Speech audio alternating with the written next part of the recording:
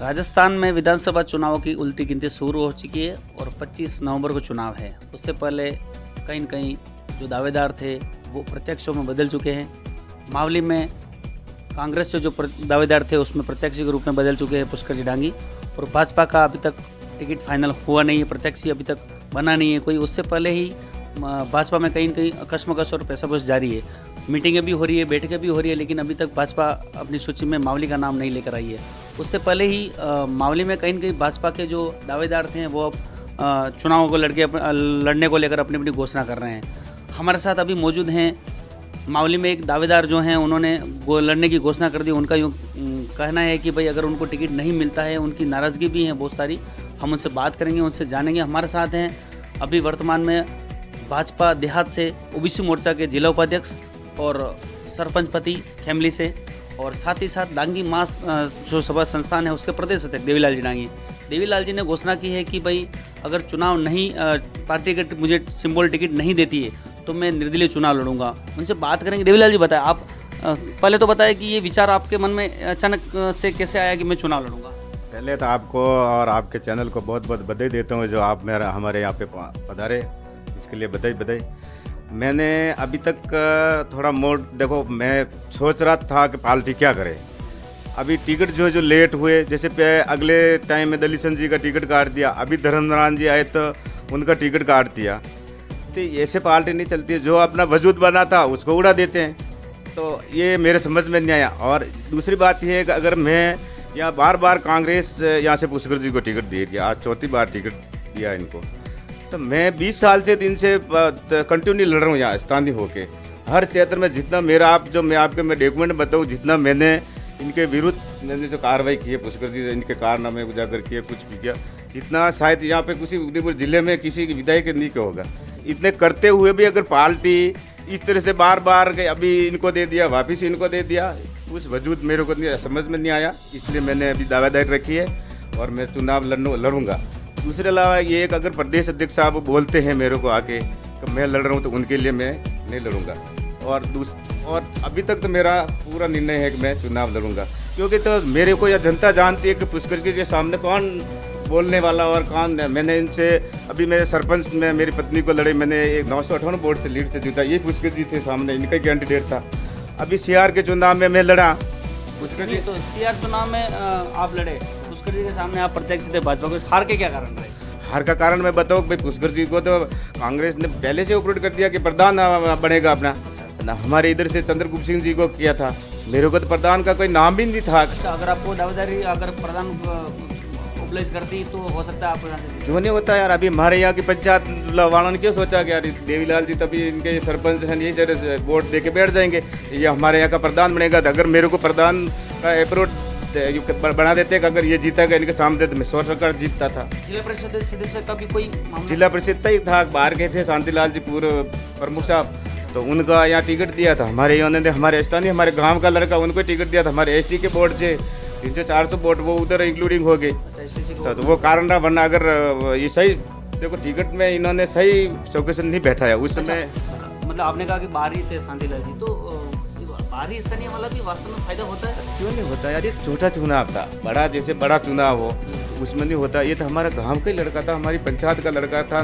बाहर कहते तो उनके तो खास लोग ही 200-300 हो जाते हैं मिलने वाले, तो वो तो अंतर रहा ही। वरना मैंने मेरे तो 100% जीत की, तो मैंने सरपंच देख लो ना, आप 958 बीट के थे, यही ग्रुप था मेरे सामने। आपके तो 20 साल से आप राजनीति में हो, 20 साल से आप पुष्कर जी के सामने चुनाव लड़ रहे हो, बार लड़ रहे हो।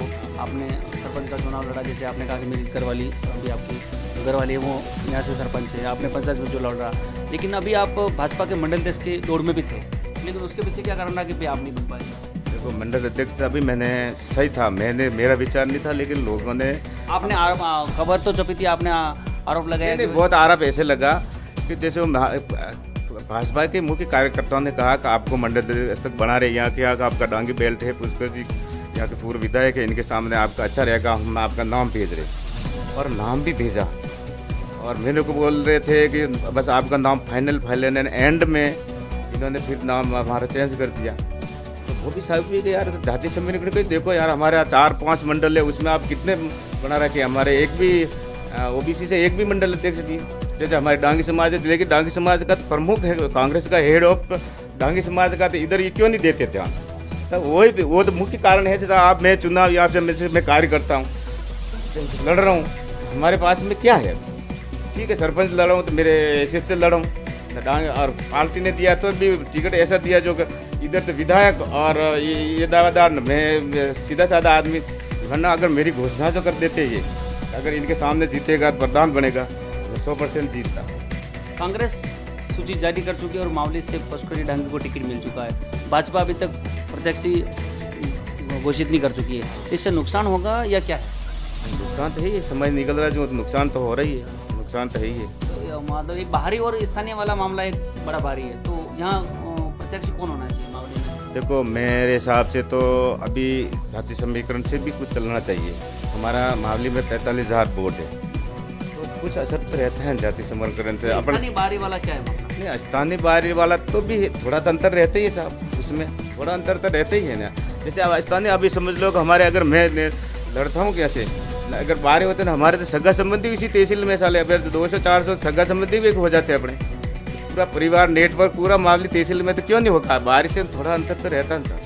5 साल धर्मनाथ जी का कार्यकाल भी आपने देखा और 5 साल दलीचंद जी का कार्यकाल भी देखा, बेस्ट किसको मानते हैं? नहीं देखो, कार्यकाल में तो धर्मनारायण जी भी अच्छे थे और दलीचंद जी भी अच्छे थे। दलीचंद जी में तो सरकार थी, राज्य सरकार और केंद्र सरकार दोनों थी, इन्होंने जो मांगे थे, जो काम मिला, तो काम बहुत हुआ। धर्मनारायण जी के थोड़ा ये था, सरकार नहीं होने से इनका काम अच्छा नहीं हुआ, और ये इनके थोड़ा आना जाना कम रहा था। अगर जनता पब्लिक में छोटे मोटे कार्यक्रम में ऐसे आते जाते और कुछ नहीं है, आना जाना, लोग यूँ कहते हैं दिखते वैसे है, अच्छे आदमी है वो, ऐसे नहीं है, इनके मुकाबले तो सब नेता भी नहीं है, लेकिन थोड़ा आना जाने से लोगों ने ये वैसा माहौल कर दिया, दिखते ही नहीं, आते ही नहीं, वरना आदमी तो अच्छे, मेरे हिसाब से बहुत अच्छा।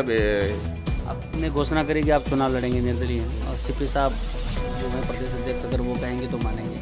आपकी घोषणा करने के बाद आज आपको फोन आएंगे? आ रहे कुछ पता जी कर आ रहे आपने क्या करने कि मैं लड़ रहा हूँ, चुनाव लड़ूंगा। ठीक है, अपन डिसीजन देखते हैं, किसको टिकट देखते हैं, उसके बाद में अभी तक मेरा विचार है।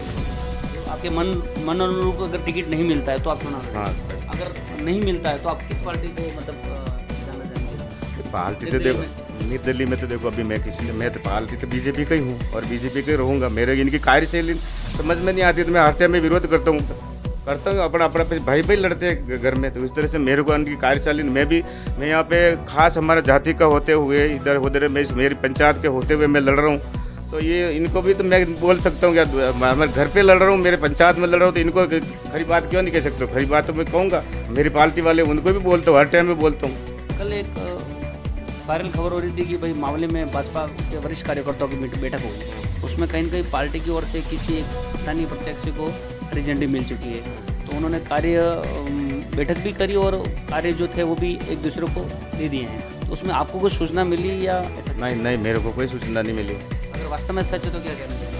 सच तो ये सूचना उनको सोचना चाहिए यार, मैं विधायक के यहाँ पे हेड पंचायत में उनके सामने लड़ रहा हूँ विपक्ष में। आप एक ही किसी ने विधायक के सामने अगर आवाज़ उठाई होता, आप किसी को पूछ लो, जितनी मेरा रिकॉर्ड में बताओ कितनी बार इनके आवाज़ उठाई है, तो बस यही तो इनके चलन सही नहीं है क्या? कौन आदमी लायक है इनको पता ही नहीं है। ये साले कि ये अपने के पक्ष में रहेगा, ये साला मेरे पक्ष में रहेगा, ऐसे लोगों को ये साथ में रखते हैं। आपने कहा आपकी जाति वर्ग से इतने 45,000 वोट हैं, आपकी जाति वर्ग से दलीचंद जी भी दावेदार है, अगर उनको टिकट मिलता है, वैसे कहा जा रहा है कि अगर वहाँ उदयलाल जी को मिलता है वल्लभनगर से तो फिर इनको नहीं मिलता, फिर आप चुनाव लड़ने के क्या है? नहीं, अगर उदयलाल जी देख लो ना यार, आप ये अगले टाइम पे RLP में लड़े, क्या ये क्या तरीका थोड़ी है कि RLP लड़े वापस पार्टी को गरज है वापस ले रहे, तो पार्टी मतलब कोई पार्टी के विरोध में आता है तो पार्टी उसको टिकट आता है, वो तो यही चल रहा साहब। ये देख लो, जो नेता बन रहे सब ऐसे विरोध करते हैं, फिर उसको गांठ लेते हैं। तो ये देखते हुए आप भी विरोध में? नहीं, वो देखते हुए नहीं, मैं तो मेरी समस्या देखते हुए कर रहा हूँ। अगर मैं तो लड़ूंगा इनके सामने, मैं 1.5 से 20 साल से लड़ रहा हूँ, तो और मैं लड़ूंगा। अगर कमजोर कैंडिडेट रहा, मेरे नहीं समझ में आया तो मैं लड़ूंगा। अच्छा, कमजोर कैंडिडेट अगर भाजपा का रहा तो आप कांग्रेस? तो मेरा सपोर्ट वगैरह मैं पिछला भविष्य देख के नहीं तो फिर मैं खुद लड़ूँ यार, मैं तो 1.5 से लड़ता आ रहा हूँ। अच्छा, हाँ, अगला अगर सही आदमी नहीं है जिसे तो मैं लड़ूँ, यूँ तो नहीं रहेगा मैं जो दूसरों के लिए लड़ रहा, मैं 20 साल से लड़ रहा ही रहूँ इनसे। क्या मतलब अभी आपने फाइनल कर लिया कि आपको चुनाव लड़ना ही है? नहीं, देखो प्रदेश अध्यक्ष जी वगैरह अगर हेड कमान बोलते हैं तो अभी मेरे देखो आत्मा बीजेपी की है, ऐसा कुछ नहीं है, लेकिन अभी तक तो भावना है, अगर मेरा प्रत्याशी समझ में नहीं आया तो मैं लड़ूंगा। तो ये थे हमारे साथ में भाजपा के ओबीसी मोर्चा जिला के उपाध्यक्ष देवीलाल जी, और इनका यूँ कहना है कि अगर भाजपा ने सही प्रत्याशी को टिकट नहीं दिया तो मावली से ये निर्दलीय चुनाव किसी भी तौर पर लड़ेंगे। इनका यूँ कहना है कि भाई 20 साल से पुष्कर जी डांगी जो कांग्रेस प्रत्याशी उनके सामने लड़ते आ रहे हो, तो अब क्यों न लड़ूँ। जुड़े रहे हमारे साथ, और आपने अब तक हमारा चैनल अगर सब्सक्राइबर नहीं किया है द मेवाड़ अपडेट्स तो ज़रूर कर लें। धन्यवाद। जय हिंद।